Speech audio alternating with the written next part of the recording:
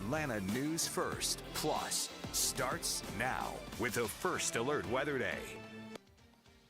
First Alert meteorologist J.D. Dishroon here as we head into the rest of the evening. The good news is we do expect our rain chances really to diminish, just a little bit of drizzle and mist out there. But we do have another First Alert weather day on tap for us for your Sunday. We're going to be looking at a line of showers and storms pushing into North Georgia as we head throughout the afternoon, making its way into the metro by the early evening hours. And we're going to continue to watch that push out of our viewing area by the time we get to midnight. So not a quick one, but at the same time, it's not going to be bringing us a lot of moisture. Now, the moisture we had today pretty much has fizzled on out. We're going to be noticing that we're going to see maybe some drizzle, maybe a little mist, but overall quieting skies overnight. Now, by tomorrow morning, we do expect the potential for some morning fog, especially around the area of rivers and streams.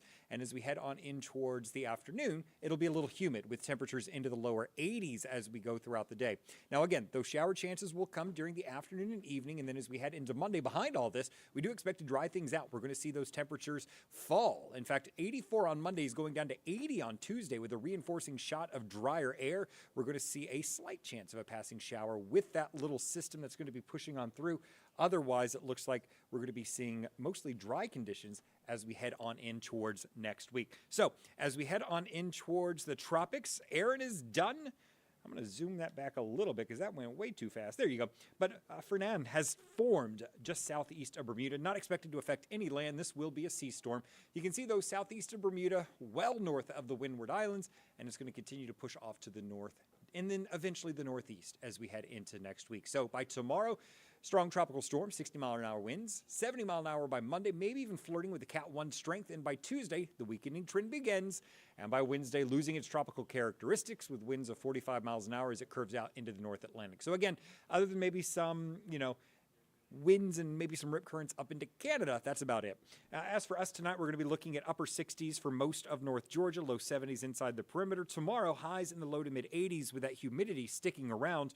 And then your 7-day forecast shows tomorrow about a 40% chance for showers and storms. So that line of storms is going to be very broken in nature. We're not expecting, this big, huge line of storms to move on through. We'll see it kind of move into the northwest corner of the state between noon and 2 o'clock, moving into the metro between 4 and 8, and then pushing out of our area by 11. So again, that did not look like a very well-defined line of storms, but the potential is there for us to see some rain as we head in through your Sunday afternoon and into the evening hours. Now, by Monday, we're going to be seeing 84, mostly sunny. Tuesday is when that second impulse arrives, upper 70s to lower 80s as we head throughout most of our area. Maybe folks down near Eatonton and over into Monticello looking at those middle 80s.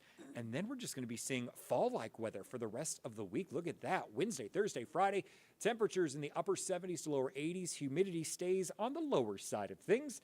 And then as we head on in towards Friday into Saturday, humidity will slowly start to creep up, giving us a 20% chance for a passing shower. So as of right now, next weekend looks dry. Again, caveat that far out is the forecast can change, so don't read it as gospel quite yet. But I'm fairly optimistic that next weekend, and why do I keep harping on that? Well, it's a holiday weekend. For those of you who keep up with the calendar about as well as I do, which is not very well, we're going to be seeing Labor Day weekend start on Saturday. That's going to be lingering Saturday, Sunday into Monday. So right now, looks to be pretty good. I'm going to turn it over to Joylyn Nacrin. She's going to take over and update you on the top stories across North Georgia. All right, thank you so much, JD. Okay, so one of the top stories that we're following right now that I want to get to involves an Airbnb and a barrage of gunfire hitting that home just this morning. It shattered windows. It even grazed a man as he slept. This all happened actually in Southwest Atlanta. Obviously, the investigation still very much underway at this hour. Atlanta News First, Josh Skinner talked with a family left shocked by all this. Reagan Bullard says she and her husband were sleeping last night here in this home on Evans Drive when at about 4 a.m. a barrage of gunfire came into the home, going through the walls, shattering the windows, and shattering their lives. As for why this happened, Reagan says she isn't sure. She and her husband are from coastal Georgia, near the Savannah area, and are staying in this residence while her husband works at a nearby factory a block or two away. Now another factory worker who is renting another unit in the same home was struck in the side by a ricocheting bullet but is expected to be okay. But with a house full of holes and a truck that has also been shot up and damaged, Reagan says She just wants to go back home. Safety would be number one, and like I said, you're stuck at the crime scene. You have nowhere to go. You can go inside a shot-up house, or you can sit in a truck with 3 tires. This property is operated as an Airbnb. We've reached out to Airbnb for comment about this and are awaiting their response. Reporting in Southwest Atlanta, Joshua Skinner, Atlanta News First.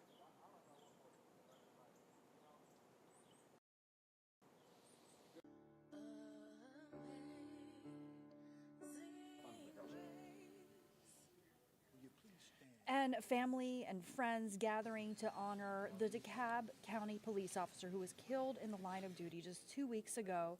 Atlanta News First senior reporter Patrick Quinn was there as they paid respects to the family of Officer David Rose.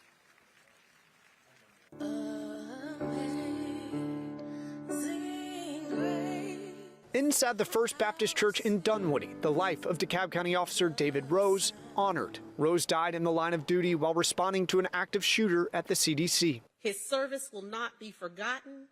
DeKalb County CEO Lorraine Cochran Johnson revealed a proclamation declaring August 22nd David Rose Day in DeKalb County. In front of dozens of officers of the DeKalb County Police Department, Interim Chief Greg Padrick quoted Officer Rose himself from Rose's Academy graduation speech. We found the video from March. From the very first day, we learned that policing is not just about enforcing the law, it's about protecting the vulnerable. It's about protecting the vulnerable, standing for justice, and being the person who runs towards danger when others run away. Those were not just words for David, they were a promise. Maybe one of the most touching moments, a ceremonial flag was given to Rose's 6-year-old daughter, Elena. Her shirt with a message I asked her about afterwards. What does your shirt say? My daddy's a hero. Elena and her mom now coping with a sudden, life-shifting loss. Saying goodbye. Goodbye to the father of my daughter. But his memory will always carry on with us, especially with his daughter. David Rose's brother, Ethan, told me he talked with David the day before his death. Ethan said he will now try to embody his brother's dedication. He died for what he loved doing. He was a hero. A family in grief, a community grateful for a fallen officer laid to rest and remembered.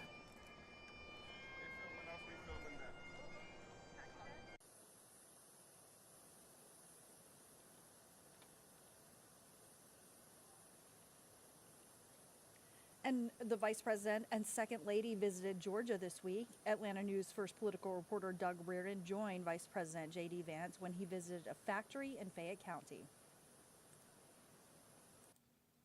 J.D. Vance.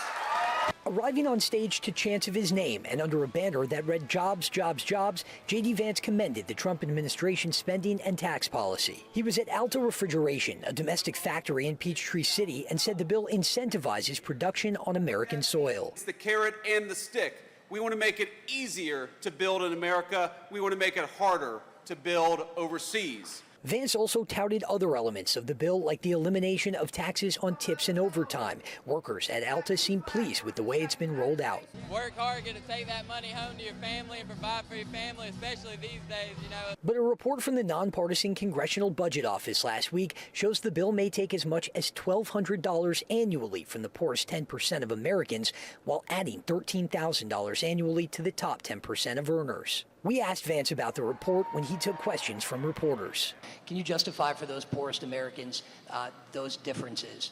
The most important thing for people who are living at the bottom of the income ladder is that they not pay taxes on their income sources. That's why we eliminated taxes on overtime and on tips. Georgia Democrats are especially worried that the bill eats away at social safety nets like food stamps and Medicaid. Vance tied the policy back to immigration. So it's not about kicking people off of health care. It's about kicking illegal aliens the hell out of this country so that we can preserve health care.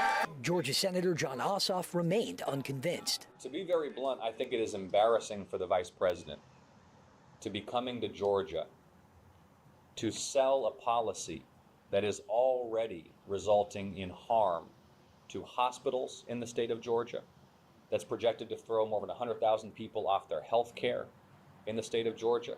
Doug Reardon, Atlanta News First.